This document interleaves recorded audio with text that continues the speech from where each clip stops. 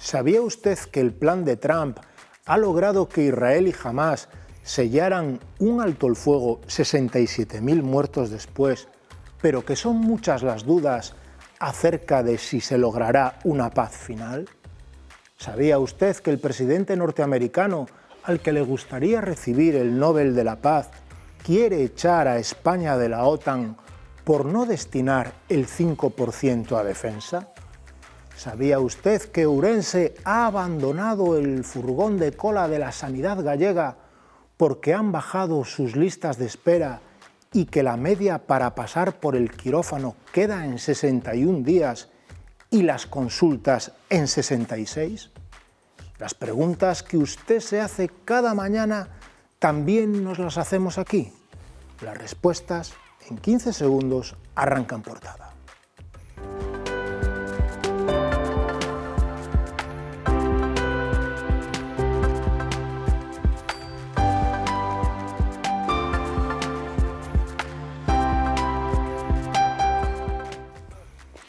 Buenos días, señoras y señores. Hoy viernes 10 de octubre iniciamos el programa 2464 de En Portada y lo hacemos con la finalidad de abordar las preguntas antes formuladas con 3 invitados de excepción. Pero antes, como es habitual, repasamos la portada de La Región, cuyo titular principal coincide con el primer tema de debate de este programa. Dice así: el mundo mira a Gaza pendiente de la paz y la libertad de los rehenes.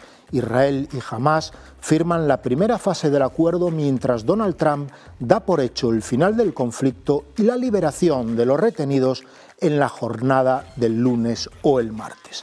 El diario también informa de que las listas de espera en el área sanitaria urensana bajan 20 días para consulta y 8 días para las operaciones quirúrgicas. Otro titular recoge que 300 manifestantes exigieron en Obarco un neumólogo. Y la foto de portada refleja a los pacientes oncológicos que participan en el programa de bienestar emocional y físico Ponte Guapa, te sentirás mejor. Para analizar estos asuntos contamos con el colaborador y analista deste programa, Antonio Troitiño. Benvido, Antonio. Moi bo día. Tamén contamos coa presidenta de Veciños da Ponte, Olga Giralde. Benvida, Olga. Buenos días. Y por último contamos tamén con el analista y colaborador de Telemiño de En Portada, Manuel Elías Pérez. Bienvenido, Manuel. Hola. Por tanto, sin más dilación, arrancamos con el primer tema del día. El pasado 7 de octubre se cumplieron 2 años del inicio del conflicto en Oriente Próximo, cuando Hamás asesinó a 1.200 personas y secuestró a 251. A partir de esa fecha y ese hecho, Israel comenzó una ofensiva en la que ya ha tenido como resultado la muerte de 67.000 palestinos, la mayoría civiles. Ahora el mundo mira a Gaza pendiente de la paz después de que Israel y Hamás sellaran en principio una tregua gracias al plan de paz presentado por Donald Trump. Antonio. Bueno, apetéceme casi empezar como fixo Rufián o outro día, dicindo antes de nada, Hamás es un grupo terrorista, non hai absolutamente nada que xustifique as accións de Hamás, e esa como premisa básica de partida. Pero tamén quero facer unha reflexión que levo escoitado moi poucas veces ou quizá ninguna sobre o que pasou en Israel e produciu esta... Isto non foi unha guerra, foi unha invasión genocida, terrible, e pasou algo tan curioso como o seguinte: o Mossad, o servicio secreto máis prestixioso do mundo, é capaz de saber onde están 11.000 personas aproximadamente que conformaban Hamás e poñerlles a cada un diles no seu teléfono móvil unha partícula explosiva que os levou por diante a todos. É capaz de saber onde está un general do exército iraní protegido, entendo que cas maiores seguridades que se poden imaginar. E, curiosamente, non foi capaz de saber como se movían 300 e pico túzaros, asalvajados, pero que tuveron que coordinarse. pero que tiveron que organizar ese ataque de un modo perfectamente coordinado para poderlo levar a cabo. A mí non me resulta creíble. E tamén quero empezar dicindo que jamás existe porque Israel axudou a conformalo para combatir o goberno de Palestina. Con estas premisas na mao, pareceme terrible que houbera que chegar a 67.000 mortos, dos cuales a maioría son mulleres e nenos, para ahora chegar a un plan de paz que parece que ten como proposta final facer un resort en Gaza. Eu celebro que haxa, como non, un acordo de alto el fuego. Solo eso xa é unha grandísima noticia. Ogallá isto dure e ogallá se depuren responsabilidades e ogallá alguén teña un plan para mañá. Porque se non hai un plan para mañá, se os palestinos non teñen futuro, se os palestinos non teñen un futuro seguro e certo, non haberá paz na región. E a región é unha región que nos parece lonxana, pero a desestabilización desta zona do planeta, xunto con o que temos en Ucrania, etc., presenta un futuro bastante incerto. Pero o que máis me preocupa de todo é como a sociedade e como os países occidentales permaneceron absolutamente inermes diante desta situación e con unha subordinación tan absolutamente penosa frente a Estados Unidos que fixo que toda a estructura organizativa de despois da Segunda Guerra Mundial, enténdase ONU, enténdase todas as axencias internacionales, desapareceron de escena e ONU chega a condenar isto como un genocidio, pero queda evidenciado que non ten ni unha sola ferramenta para facerlle fronte a esta situación. Olga, presidenta dos veciños da Ponte, como ves dende a Ponte este... Eu xa non sei se o vexo desde a Ponte. O que si vexo, e me chama moito a atención, e mencionou a palabra Ucrania Antonio, que a xente salga ás rúas a protestar, a intentar defender algo que nos queda, non porque quede máis lonxe, non ten igual importancia, pero temos tan cerquiña, Ucrania, e témolos entre nós, e nadie fai nada por solucionarlo. O sea, ao final dámonos conta que o da guerra, como outras tantas cousas, é todo un interés económico, e non hai outra. Un interés de estatus, agora Trump quere ser el líder de la paz, e, bueno, eu pareceme os que empezaron en principio quizás jamás meteu a pata, meteron a pata aos outros dunha maneira, eles matan a unha serie de inocentes porque esa mocedade toda que morreu nese concierto non creo que tuvera nada que ver cos intereses da guerra. E entonces, conclusión, a guerra, estas guerras son única e exclusivamente poder e dinero, non hai outra. Non hai outra, e a xente da baixo que, con perdón, pero a maioría somos como borregos, vamos a manifestar, vamos todos, pero párate a pensar antes de facelo. Tes veciños aí moi pretos, moi cerca, e tes veciños que están convivindo contigo, e tes veciños os que hai que axudar día a día. E o dice quen o conoce de cerca. E para eso non sale nadie. Pois son blancos como a nós, visten como a nós, e falan bastante ben xa o español. Bastante ben. Manuel Elías. Bueno, teño que dicir que o amigo Troitiño pisoume o discurso inicial.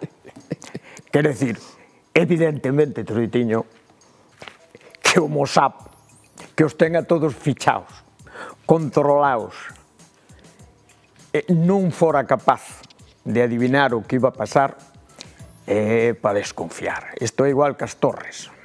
Vamos, hombre. 2 avións, cruzan o suelo, van e carganse as torres. O que non estaba programado é que se viñeran abaixo. Eu creo que foi aquel. O resultado foi o mesmo. Foron a Afganistán, mataron ali xente e ao cabo de 20 anos volven a estar os mesmos que estaban antes. Entonces, como el xa dixo o que dixo, eu comparto totalmente. Ahora, bueno, chegamos a este momento que hai un paro. Evidentemente, quen non vai estar de acordo con que polo menos pare este genocidio de matar xente, porque con que disparan os israelís? Con balas de que? Eles tanques, avións, bombas de todos os estilos, porque aparte do que eles teñen, ten a Estados Unidos ali que lle estaba abastecendo de todo. Quero dicir, isto ha sido unha cousa criminal. Bueno, agora para. A cousa de aí a paz ainda hai un montón de cousas que poden pasar aquí en Gaza. Eu son moi escéptico sobre isto, non? O do resort que ao principio me parecía unha broma, cada vez casi o vexo non, vamos, casi estou seguro porque os que foron ali a negociar por parte de Estados Unidos son o xenro e un home relacionado coa construción enorme, igual que el tamén é un constructor. E bueno, que pasaría hipotéticamente, porque eu pensei nesto, vamos a ver, se instalamos ali que non é un resort, son moitos resorts, é como Miami, montar ali un número que levará anos, pero esas cousas montanse enseguida dentro do que cabe. Habría ese sitio, primeiro, para facelo, vai crear un montón de postos de traballo. Co cual, estes gacetíes que os homes están morrendo de fame, de outros e traballan tal, bueno, teñen un traballo, pois amigo meu, como pasou é que nunca máis. Moito follón, pero eu alnar deulle cartos e ali donde máis lío houbo, ganaron os PPs outra vez. O Partido Popular. Quero decir, hai que pode pasar o mesmo. Empléanos e despois, unha vez que este feito aquel centos de hoteles e de resorts e de todo o que monten, porque hai que conocer a zona, e a zona eu conozco, entonces, bueno, a playa, todo aquilo, bueno, aí empezan, tamén nos poden emplear nos casinos, no outro, mano de obra barata, porque tamén están acostumbrados a vivir na miseria. Entonces, deixemos eso que eu cada vez o vexo máis cerca, pero bueno, primeiro alegrarse de que polo menos pare de momento, porque xa van 2 ou 3 veces e Israel rompeu, non vaya a ser que lle den o famoso premio Nobel e o día siguiente xa salga outro pegando bombazos, pero bueno, hai que estar de acordo en que eso é así. A situación europea xa nos quedamos libres, e despois o que dicías aí sobre agora bota esa malandronada de que se España quere que se vaya, non, dixolle a Finlandia que por que non o votan, porque é un dos terceros ou cuartos que máis pagan, non é Finlandia. Eso que che parece, Antonio? Mira, que Donald Trump estea dicindo públicamente que hai que votar a España da OTAN porque non destina o 5% do seu PIB a defensa. Mira, irme perdonar unha bobada. Eu non sei vos, seredes xente de orden. Eu teño un certo complexo, porque eu teño uns sonos desde pequeno, teño uns soños extrañísimos, pero extrañísimos. É dicir, eu teño un caos no soño, apareceme xente que non tiña que aparecer, facendo cousas absolutamente atropelladas, eu digo, pero que raro soño, non devo ser unha persona normal. Despois desta premisa, desa duda terrible que teño de non ser unha persona normal e ter uns soños tan terribles, nunca nos peores soños me pude imaginar que un tipo como a Trump pudera ser presidente de Estados Unidos e que un tipo que comete esas tropelías siquera tuvera a osadía de decir que quería que lle otorgaran o Premio Nobel da Paz. E o malo é que hai posibilidades reales de que lle otorguen. Con respecto ao que decíamos, a ver, esa balandronada, esa soberana gilipollez e de invasión da soberanía de un país que é España, desconoce, por outro lado, todo relacionado ca OTAN. A OTAN é unha organización da que non hai previsto a posibilidade de expulsar un dos seus membros, para empezar. Estructuralmente non é posible. Habría que disolver a OTAN. Segunda cuestión, expulsar a España da OTAN por exixir participar soberanamente nas súas decisións sería tan ridículo como non darse conta de que as bases de Estados Unidos están, precisamente, as do sur de Europa están en España, co cual habría que levantalas. E, por outro lado, como se defendería o flanco sur da OTAN en ausencia de España? É dicir, é unha gilipollez soberana, pero é unha gilipollez soberana que a día de hoxe os patriotas están aproveitando para meterse con Sánchez e non con Trump. Este é o patriotismo deste país. Non defender a soberanía do noso país que decide como fai e como participa presupuestariamente nos organismos internacionales. Outra cousa é que efectivamente haxa que plantearse desde Europa unha mellora no presupuesto armamentístico, etcétera, etcétera. Pero cuidado, máis importante que eso é como lle compramos petróleo a Rusia, como seguimos mantendo, como estuvemos consumindo gas ruso mirando para outro lado durante todo este tempo, e como Trump admira a todos os dictadores do universo. É así que se vai reunir co tarado de Corea del Norte, é así como mostra a admiración por Putin, e é así como desequilibra a paz mundial, debilitando a OTAN, disminuindo a participación de Estados Unidos e intentando dividirnos. Absolutamente terrible. Olga. Sí, pero, Antonio, dices que é un dictador como Trump e demais, pero non te das conta que non é un dictador, é que a población pon aí aos dictadores. A población é a que os pon aí aos políticos. Entonces, quen está atontado? Eles que gobernan ou a población que os vota? Bueno, isto non ten remedio. Vamos a ver. Eu teño contacto cos Estados Unidos por varias cousas. En este momento a polarización dos Estados Unidos está sendo terrible. Como que teño uns amigos que se van a vir, que están en Houston e non se sinten cómodos co que ahora pasa ali. Isto é o que fixo o Trump. Evidentemente ganou as eleccións non por votos, senón por o sistema electoral que teñen. Votos é con máis o outro. Cuidado. Vamos a ver o que pasa. Ahora vendrá a mitad do mandato, que volve outra vez a salir o Senado, volvense a facer eleccións no Senado, e vamos a ver se este home perde ou non perde a maioría. Eso tendrá o que arreglar os Estados Unidos. Este non é máis que un constructor que, bueno, a súa vida xa se sabe cual ha sido. Dictador, pois sí, pódese dicir que é un dictador, pero sin en cambio, cando agarra e se reúne con Putin, parece... Porque Putin leva ya así como 20 anos de diante. Putin é un político. Un político será malo, dictador, o que quei, pero político. El non é, ele é un constructor. Constructor como moitos. E aplica a lei da construcción. E entón anda amenazando todo o día. Pero o pueblo apoya. Amenaza a outro, que se aranceles, que non aranceles, empezou no 30%, no 15%, porque despois vanlle lendo a cartilla entre todos. Vanlle lendo todos a cartilla e el, o que dicía Troitiño, pero tú, de onde vas? Pero é que cando fala, como fala sin pensar, e indo máis ali o millonario aquel co fillo colgado, bueno, é un espectáculo. Pero se os Estados Unidos queren isto, eles que son os amos da libertad, que han ido por todo o mundo repartindo libertad para todo o mundo, agora teñen a este señor. Vamos a ver o que dura, pero vamos... O que dura os feitos del, porque... No, os feitos xa se ven, aquel 30%. Amenaza con aquel, no, a ti subo o 30%. A China dixolle, bueno, despois quedou en 15% e tal, para compensar. Pero bueno, xa empeza a haber problemas tamén nel internos. Porque as cousas non chegan, porque as cousas son caras, e porque outro.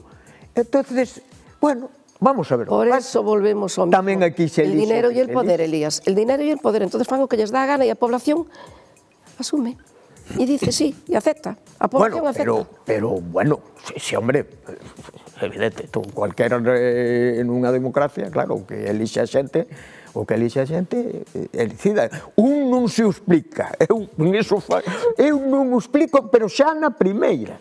Bueno, e explicades as listas de espera. Como vedes esta situación? As últimas novas é que baixaron, que Ourense xa perdeu, estaba de última en Galicia, a peor área sanitaria, agora remontou, parece ser que caeu en 20 días para consultas e 8 en cirurxía, xa non estamos abaixo de todo. Eso é un chiste. No, bueno, son os últimos datos. Temos para operacións cirúrxicas a espera de 61,5 días e en consultas 66,1. Hai especialidades que están no ranking, como é oftalmología, 103 días, medicina interna está por baixo, 43,7. No ámbito da cirurxía temos a pediátrica, que está por arriba, con 99,6 días, e por abaixo oftalmoloxía con 58 días. Como ves? Pois, señor... Señor, sí. A ver, eu... sabides que hoxe veño escéptico e encendido e vou empezar isto con unha broma. Eu supoño que esa mellora é porque morreron todos os que estaban esperando. Se non é así, é dicir, Olga seguramente pode contar un caso personal, pero isto é absolutamente ridículo. En oftalmoloxía estamos nun ano de espera. Eu conozco xente que leva un ano esperando nunha chama. É dicir, iso é unha auténtica mentira, iso é unha tropelía. Eu, para chamar a miña médica de cabeceira, a primeira consulta, que iso non é do que estamos a falar, pero na médica de cabeceira outro día eroume 16 días despois. É dicir, é absolutamente terrible. Iso é unha falacia, iso é unha mentira.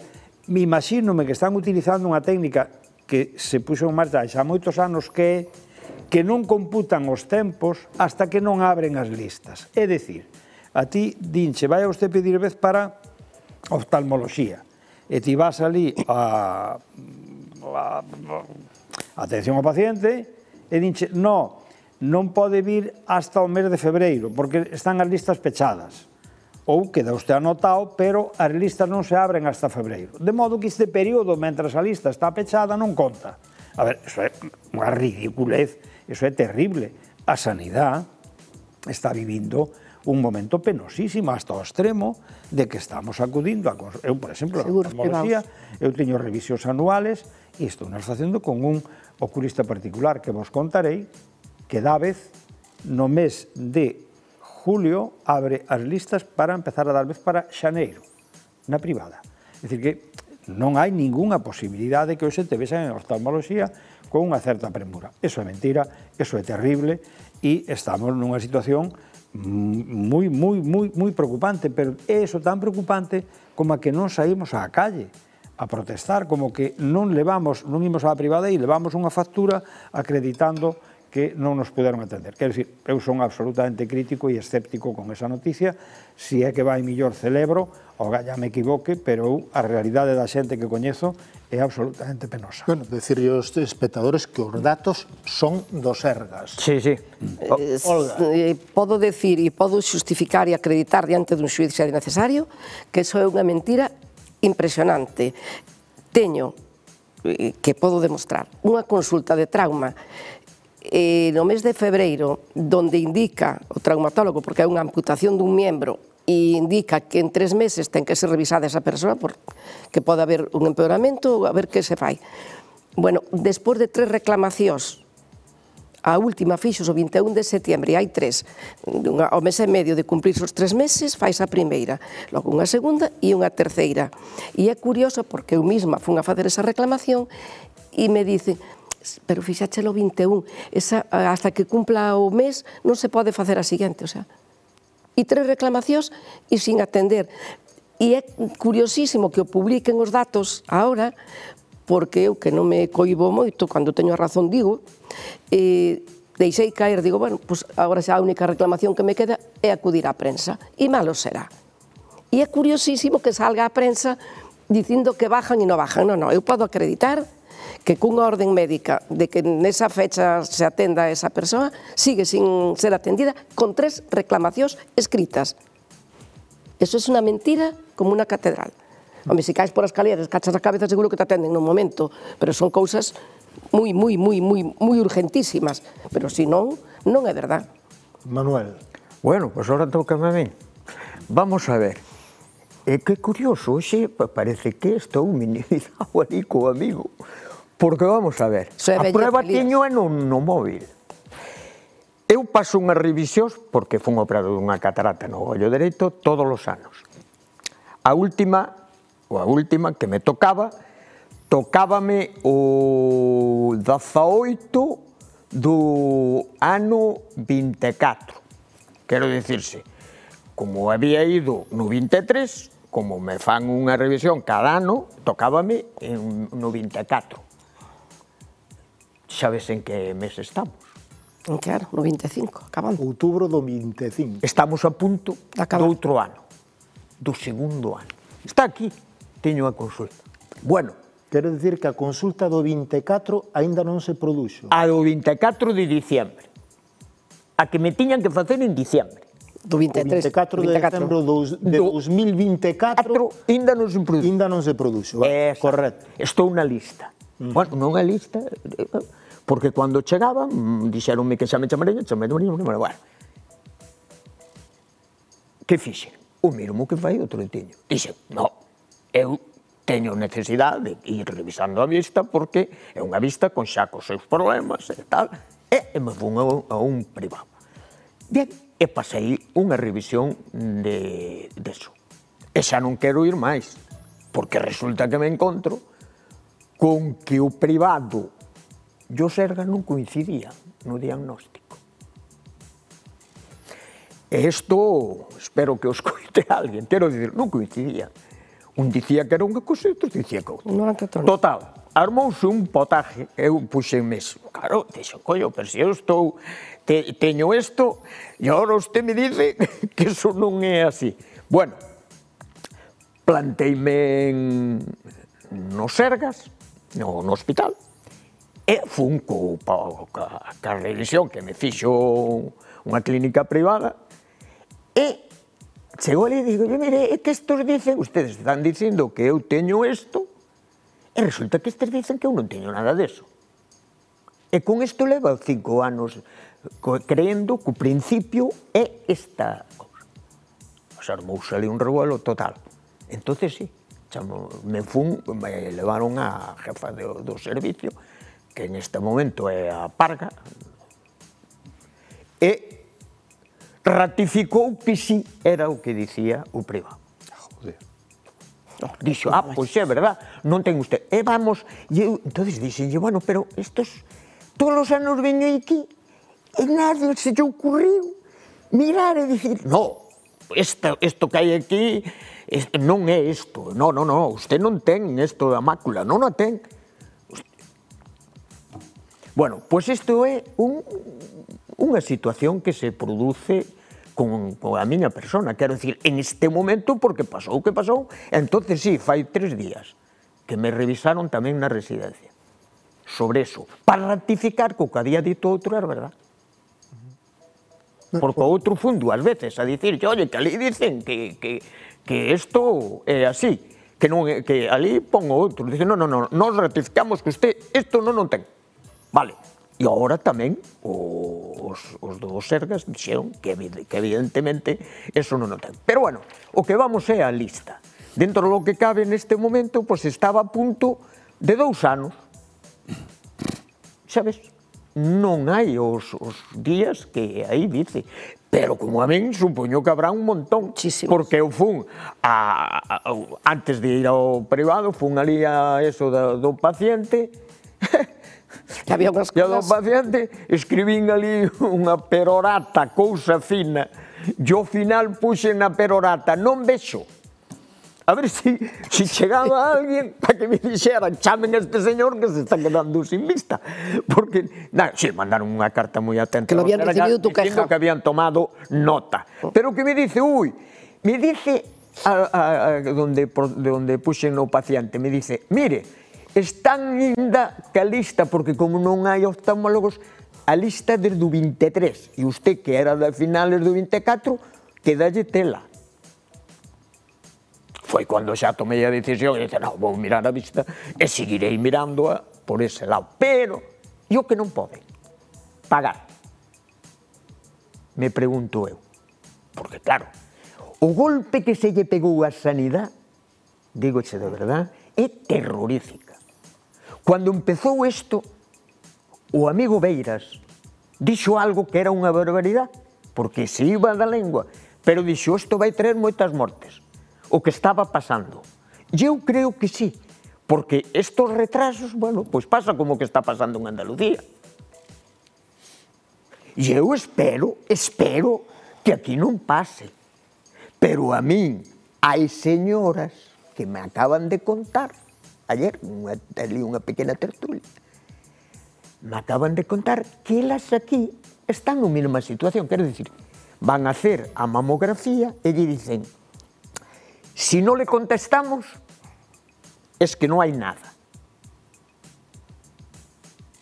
Ahora están nerviosísimas, porque dicen, e se hubo algo? Como dicía eu desto? Quero dicir, evidentemente, as que ali estaban non lle contestaran, co cual dan por suposto que están ben. Pero, ahora están oindo isto na prensa, na televisión, claro, as súas cabezas empezan a bruir, e xa había unhas 3 ou 4 e dicen, non, eu vou ir ao privado a mirar a ver se acaso hai un fallo, porque levo xa, a mí non me chaman, para nada, supoño que estarei ben, pero por si acaso. Bueno, está claro que a vosa credibilidade no sistema público galego de saúde está en horas baixas, pero para pechar, porque xa levamos casi 2 minutos fora de tempo, moi rápido, Antonio, unha conclusión rápida. Unha conclusión rápida, vou vos contar un conto que é moi breve. Había nun pueblo un rapaz moi tolo, o máis animal do pueblo, tiraba pedras ás ventanas, mataba os paxaros, arrancaba as orellas aos gatos, e era fillo dun rico e foi ao seminario, e fixose cura. E o día que o ordenaban, pois unha gran festa ali, a iglesia chea, e a muller máis humilde do pueblo non deu entrado moi adentro, porque estaban todos os potentaos xa sentados, etc., un gran follón, os obispos e demais, e cando o home empezou a consagración e alzou o corpo de Cristo, a mulleriña que le decía, ai, Dios mío, a Virgen Santísima, ai, Dios mío, en que mauciñas anda o noso Señor. Me entienden ustedes? En que mauciñas anda o noso Señor? Sanidade, Trump, Gaza, profundo estado de preocupación. Profundo estado de preocupación, Olga. Total e absoluto, porque a sanidade concretamente, que nos afecta tan directamente a todos, digo e certifico e afirmo e ratifico e lo que haga falta, es unha trola. Engáñannos de mala maneira. De mala maneira, non atenden, hai unhas listas impresionantes, tamén hai que decir algo en favor da sanidade. Antes éramos 100 e agora somos 100.000. E médicos son os mismos ou menos. E o que non pode ser, que sí, que terán direito todo o mundo, pero o que cotizou terá un pouco máis de direito a que ser atendido. E non encima de haber cotizado, haber pagado todo o que che sacaron toda a vida, que agora teñas que ir á privada porque non resolven. E co que non pagou nunca ni nada de nada, se vengan a operar de caderas, se vengan a operar de la vista e se vengan a operar de 1000 cosas con el dinero de todos. Pois sinto moito, pero o que dice o que sinte nin peca nin minte. Manuel Ríos, moi rápido. Sí, moi rápido. Evidentemente, un quere a sanidade, eu son partidario da sanidade pública, pero, visto lo visto, la salud es la mía. Quero dicir, vamos, non vayas a creer que tamén a privada teño, e máis sei que en Ourense, onde os médicos son os mesmos, a maioría, están nunha e están en outra. Pero claro, ecosistema, e sí, ha aumentado a población. Bueno, en Galicia non aumentou moito. Foránea sí. Olga. Foránea sí. Somos pero aí que en Galicia somos 2.600.000, eu non recordo, xa recordo fai moitos anos, 2.600.000 habitantes en Galicia. Quero dicir que tampouco é que aumentado. O que pasa que, se tú non metes os cuartos nesos, ou metes en outra cousa, e dentro do que cabe, a sanidade é algo moi serio. Moi serio. Primordial. A sanidade é o máis serio. Eu creo que é o máis serio. Ate aquí en portada non esquezan que poden seguir o que ocorre na nosa cidade e na nosa provincia na web da región, laregión.es. Agardolles o vindeiro luns ás 11:30 horas, ás 11:30 horas e aquí. Moitas gracias por seguirnos.